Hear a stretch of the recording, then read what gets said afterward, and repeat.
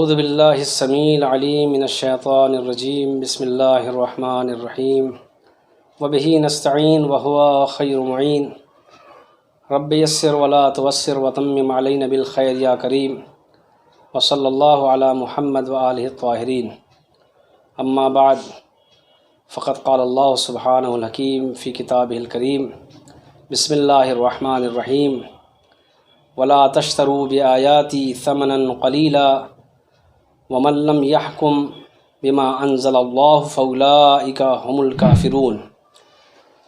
ناظرین کرام، السلام علیکم ورحمۃ اللہ وبرکاتہ۔ یہ آیت کریمہ کہ جس کی تلاوت کا شرف حاصل کیا، یہ سورہ مائدہ کی 44 نمبر آیت ہے۔ اس آیت میں صاف طور پر اللہ نے بیان کر دیا ہے کہ دیکھو، میری آیتوں کو تھوڑی سی قیمت پر نہ بیچ دینا۔ تھوڑی قیمت کا مطلب یہ ہے کہ دنیا خود بہت پست شے کا نام ہے، جس نے کبھی کسی کے ساتھ وفا نہیں کیا ہے، تو ایسی بے وفا چیز کے بدلے میں قرآن کی آیتیں کبھی بک نہیں سکتی اور نہ اسے بیچا جا سکتا ہے۔ تو اللہ نے اس بات کو واضح کر دیا، اور آیت کے جو آخری جملے ہیں کہ قرآن نے جو جس قانون کو رکھا ہے اور قرآن کے فیصلے کے مطابق جو عمل نہیں کرتا ہے،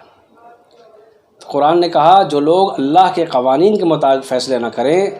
بس وہ کافر ہیں۔ تو اب اس حوالے سے جو وسیم رضوی نے کہا ہے کہ بھارت کے سمویدھان کے خلاف کچھ باتیں قرآن میں 26 آیتوں کی شکل میں ہیں، تو اس میں سب سے پہلی بات یہ ہے کہ قرآن خود ایک سپریم قانون ہے اور ایک سپریم پاور کے کلمات ہیں۔ اس لیے کہ اگر کوئی سچا مسلمان ہے تو کم سے کم دن میں 5 وقت میں کئی مرتبہ اذان کی صورت میں کہتا ہے اللہ اکبر، اللہ اکبر، اللہ سب سے بڑا ہے۔ جب اللہ سب سے بڑا ہے تو اس کے کلمات کے مقابل میں بھی کوئی کلام آ ہی نہیں سکتا، اس کے قانون کے مقابلے میں کوئی قانون پیش کیا ہی نہیں جا سکتا۔ تو لہٰذا اس حوالے سے وسیم رضوی جو قرآن اعلان کر رہا ہے کہ ذالک الکتاب لا ریب فیہ، یہ وہ کتاب ہے کہ جس میں شک کی گنجائش ہے ہی نہیں، ان آیتوں میں ظلم کو بڑھاوا دیا جا رہا ہے، تشدد کو بڑھاوا دیا جا رہا ہے، یہ اس کے وسیم رضوی کے کم عقلی کی دلیل ہے۔ اور میں اپنی بات کو آگے بڑھاتے ہوئے 2-3 باتیں عرض کرنا چاہتا ہوں کہ وسیم رضوی نے جو کام کیا ہے وہ اس کام کی بنا پر لائق مذمت ہے، لائق لعن ہے، اور اللہ کی اور دنیا کے تمام صالحین کی بے شمار لعنت کا مستحق قرار پایا ہے۔ اور میں اس چینل کے ذریعے سے، جو کہ یہ چینل کئی مہینوں سے اور یعنی اس مہینوں کے سالوں سے یہ بہت خدمت کر رہا ہے دین کے تعلیمات کی، دین کے احکامات کی، تو میں اس چینل کے حوالے سے، چینل کے ذریعے سے میں پیغام یہ دینا چاہتا ہوں ان تمام ہی والدین کو یہ پیغام دینا چاہتا ہوں، اور آنے والے اور جتنے بھی سرپرستان ہیں، سرپرست لوگ ہیں، انہیں یہ پیغام دینا چاہتا ہوں کہ دیکھیں، آج ایک وسیم رضوی جو کہ دینی تعلیمات سے، قرآن کی تعلیمات سے، ائمہ اطہار کی تعلیمات سے کہیں دور ہے، تو آج اسے اپنے اس کج فکری اور کم فکری کی دلیل اس طریقے سے اس نے پیش کیا ہے، اور آنے والے وقت میں اگر اپنے بچوں کی صحیح تربیت اور صحیح تعلیم کا انتظام نہ کیا گیا تو یاد رکھیے آج ایک وسیم رضوی ہے، کل کئی وسیم رضوی جیسی ذہنیت رکھنے والے لوگ